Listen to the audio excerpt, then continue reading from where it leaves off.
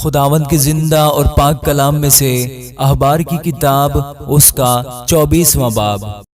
اور خداوند نے موسیٰ سے کہا، بنی اسرائیل کو حکم کر کہ وہ تیرے پاس زیتون کا کوٹ کر نکالا ہوا خالص تیل روشنی کے لیے لائیں تاکہ چراغ ہمیشہ جلتا رہے۔ ہارون اسے شہادت کے پردہ کے باہر خیمہ اجتماع میں شام سے صبح تک خداوند کے حضور قرینہ سے رکھا کرے۔ تمہاری نسل در نسل سدا یہی آئین رہے گا۔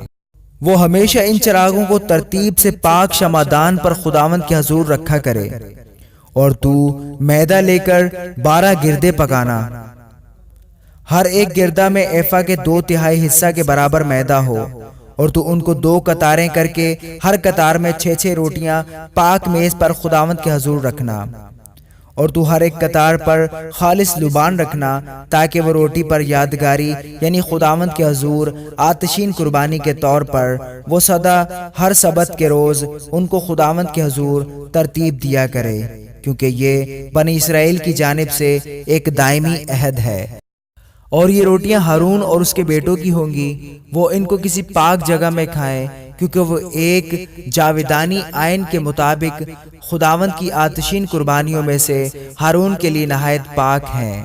اور ایک اسرائیلی عورت کا بیٹا جس کا باپ مصری تھا اسرائیلیوں کے بیچ چلا گیا، اور وہ اسرائیلی عورت کا بیٹا اور ایک اسرائیلی لشکرگاہ میں آپس میں مار پیٹ کرنے لگے، اور اسرائیلی عورت کے بیٹے نے پاک نام پر کفر بکا اور لعنت کی۔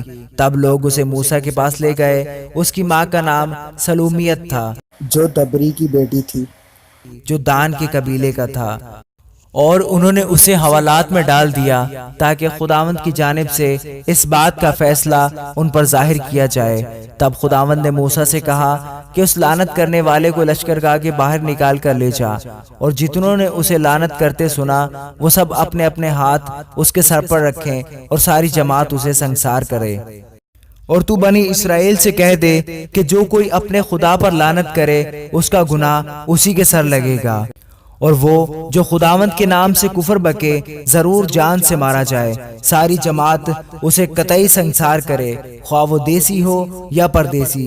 جب وہ پاک نام پر کفر بکے تو وہ ضرور جان سے مارا جائے، اور جو کوئی کسی آدمی کو مار ڈالے وہ ضرور جان سے مارا جائے، اور جو کوئی کسی چپائے کو مار ڈالے وہ اس کا معاوضہ جان کے بدلے جان دے۔ اور اگر کوئی شخص اپنے ہمسایوں کو عیبدار بنا دے تو جیسا اس نے کیا ویسا ہی اس سے کیا جائے، یعنی عضو توڑنے کے بدلے عضو توڑنا، اور آنکھ کے بدلے آنکھ، اور دانت کے بدلے دانت۔ جیسا عیب اس نے دوسرے آدمی میں پیدا کر دیا ہے ویسا ہی اس میں بھی کر دیا جائے۔ الغرض جو کوئی کسی چپائے کو مار ڈالے وہ اس کا معاوضہ دے، پر انسان کا قاتل جان سے مارا جائے۔ تم ایک ہی طرح کا قانون دیسی اور پردیسی دونوں کے لیے رکھنا، کیونکہ میں خداوند تمہارا خدا ہوں۔ اور موسیٰ نے یہ بنی اسرائیل کو بتایا، پس وہ اس لعنت کرنے والے کو نکال کر لشکرگاہ کے باہر لے گئے اور اسے سنگسار کر دیا۔ سو بنی اسرائیل نے جیسا خداوند نے موسیٰ کو حکم دیا تھا ویسا ہی کیا۔ آمین۔